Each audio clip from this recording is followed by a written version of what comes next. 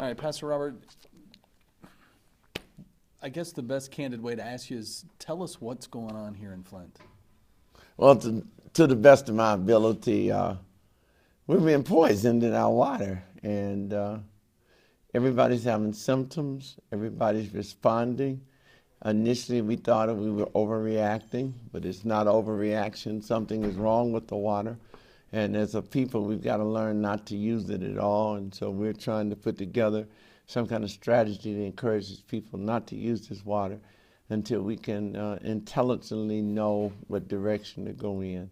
So as a pastor, it has befallen on me to try to prepare people in a neighborhood who are poor, underserved, under-resourced, to adapt to another American way, and that's to use bottled water and other water until our water system is repaired, fixed, and then we have confidence that it really is drinkable, and we can use it again for our children, our vulnerable adults, and for ourselves.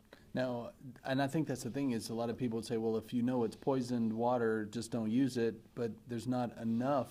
It's hard to get enough bottled water to the families to be able to even if you could just turn a switch and change your behaviors so people are still using what's coming out of the tap.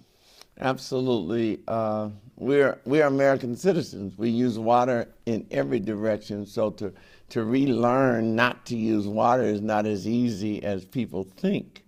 And so we do have to learn how, and not only learn how, but have enough water so we are not dependent on this water system. This is a failed water system in America. And people who don't live here don't understand how hard it is for people to readapt or change their way of sustaining life without a water system. And so we've got to try to figure out how to get water to take a bath, how to get water to wash our face.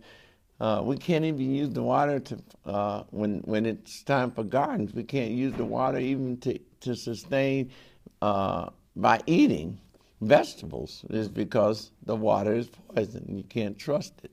Well, and this is not just, I mean, this has been going on much longer than what we as the media have found out about it, but we're talking 5, 8, 10-year plan to get you guys back and healthy. What are ways that West Michigan can help to get what you guys need?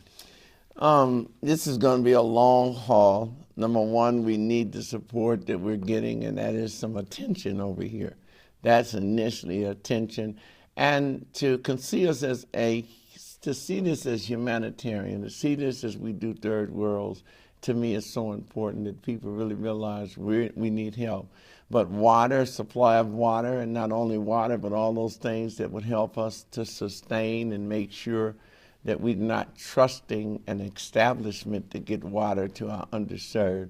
If they could not get justice to the underserved, if they could not get food to the underserved, if they cannot find ways to get employment to the underserved, why would we think they're going to get water to the underserved? So that has become our lot, not only to get water to them, but there are a lot of people in our community that still don't get it because they're Americans.